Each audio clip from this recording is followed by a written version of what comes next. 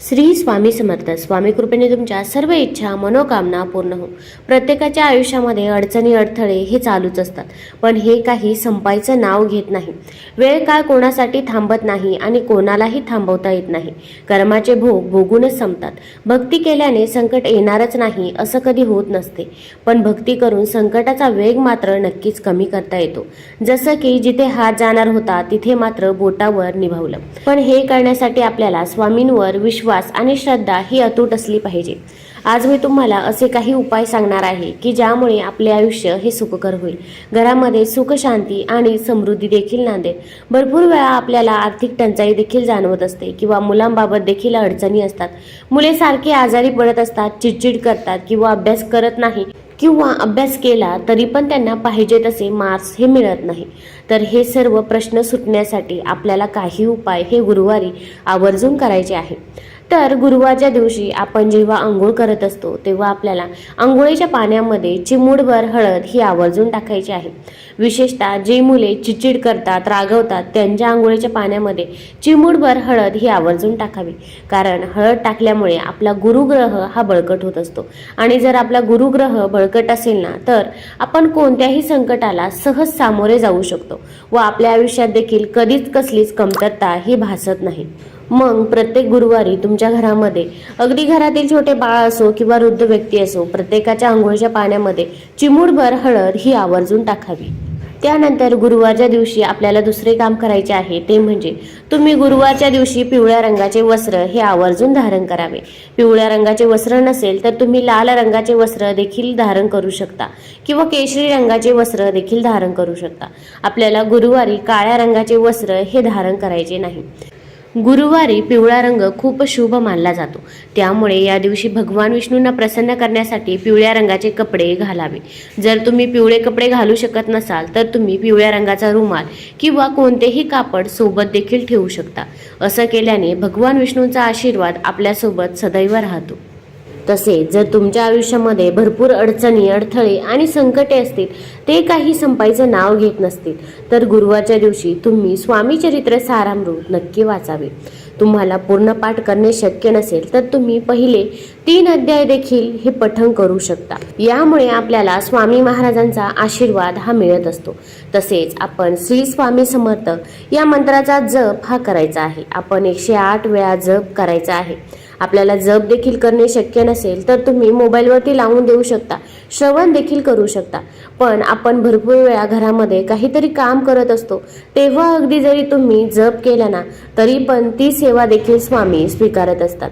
स्वामींसाठी केलेली तोडकी मोडकी सेवा देखील स्वामी नक्की स्वीकारतात. त्यामुळे आपल्याला जेव्हा वेळ भेटेल तेव्हा देखील आपण श्री स्वामी समर्थ, श्री स्वामी समर्थ या नावाचा जप हा चालूच ठेवायचा आहे. श्री स्वामी समर्थ या नावाचे मंत्राचे स्मरण कसेही केले तरी ते आपले काम करतेच. शेतात बी पेरतात तेव्हा त्याचे तोंड वरच्या बाजूला आहे की नाही हे बघितले जात नाही. बी शेतात पडते तेव्हा ज्या तोंडातून मोड यायचा असतो ते तोंड कोणत्या तरी एका बाजूला खाली किंवा वरही असू शकेल, पण जेव्हा मोड बाहेर पडतो तेव्हा त्याची दिशा मुळात कोणत्याही बाजूला असली तरी तो वळण घेऊन जमिनीतून वर येतोच. तसेच नामस्मरण कसेही केले तरी नाम घेणाऱ्याची ते योग्य दिशेने प्रगती करून त्याला योग्य मार्गावर आणून सोडेल. म्हणून श्री स्वामी समर्थ या नाममंत्राचे सतत स्मरण आपण केले पाहिजे. त्यानंतर आपल्याला या दिवशी तिसरा उपाय करायचा आहे, ते म्हणजे आपली जी काही आर्थिक टंचाई आहे ती दूर होण्यासाठी आपण हा उपाय आवर्जून करावा. आपण तुळशी मातेची पूजा ही करत असतो, तर आपल्याला गुरुवारी भगवान विष्णू व तुळशी मातेची देखील पूजा करायची आहे. तुळशी मातेची पूजा करताना आपण कच्चे दूध घ्यायचे आहे. अगदी थोडे दूध असले तरी पण चालेल आणि चिमूटभर हळद घ्यायची आहे. त्या दुधामध्ये थोडीशी हळद टाकायची आहे आणि असे दूध आपण तुळशी मातेला अर्पण करायचे आहे. असे तुम्ही प्रत्येक गुरुवारी देखील करू शकता. भरपूर वेळा आपल्या घरामध्ये पैसा हा स्थिर राहत नाही, कुठेतरी वायफळ खर्च होऊन जातो किंवा आपण मेहनत घेऊन देखील आपल्याला त्याचा मोबदला हा पाहिजे तसा भेटत नाही. अशा वेळेस तुम्ही हा उपाय आवर्जून करावा. यामुळे तुमची आर्थिक टंचाई ही नक्कीच दूर होईल. जेव्हा तुम्ही हे कच्चं दूध आणि हळद अर्पण करशाल त्यानंतर आपल्याला तुळशी मातेकडे प्रार्थना करायची आहे की माझ्या घरातील जी काही आर्थिक टंचाई आहे ती दूर होऊ दे. याशिवाय तुम्ही गुरुवारी कोणत्याही गरजूला अन्न, कपडे किंवा पैसे देखील दान करू शकता. या दिवशी हळद, हरभरा, पिवळी फळे आणि गूळ या पिवळ्या वस्तू गरजूंना दान करणे अत्यंत शुभ मानले जाते. मग तुम्हाला दुसरे काही दान करणे शक्य नसेल तर तुम्ही केळी देखील दान करू शकता.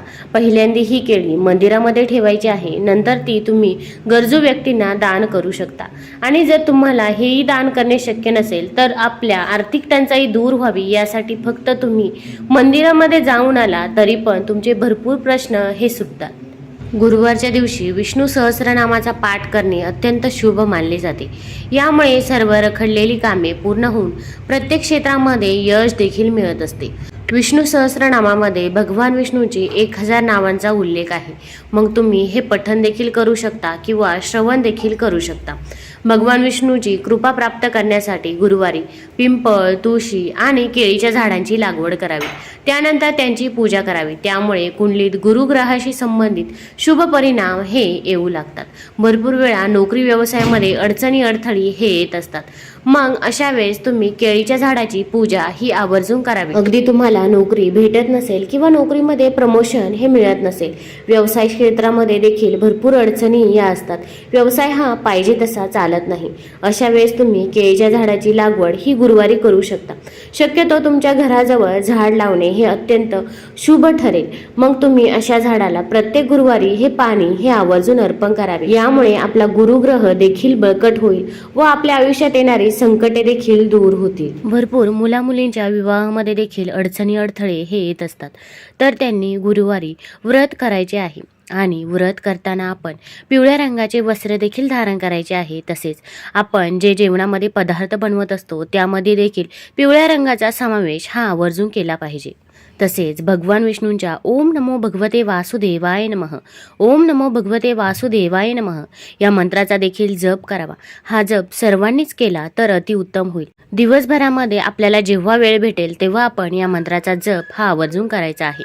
तसेच आपण जेव्हा दिवा प्रज्वलित करत असतो तेव्हा आपल्याला दिव्यामध्ये चिमूटभर हळद ही आवर्जून टाकायची आहे.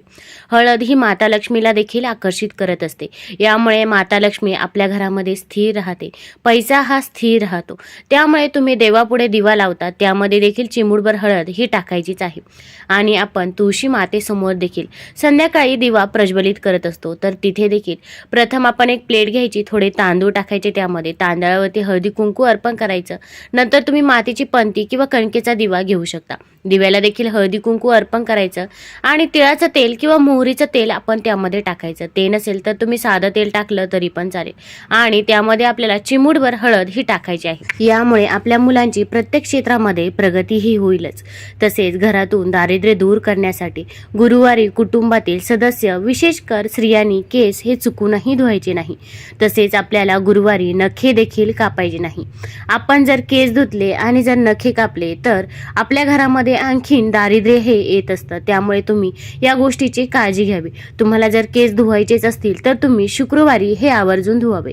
तुम्हाला जर हा व्हिडिओ आवडला असेल तर चॅनलला लाईक करा आणि सबस्क्राईब देखील करा. कमेंटमध्ये श्री स्वामी समर्थ तसेच ओम नमो भगवते वासुदेवाय नमः लिहायला विसरू नका. धन्यवाद.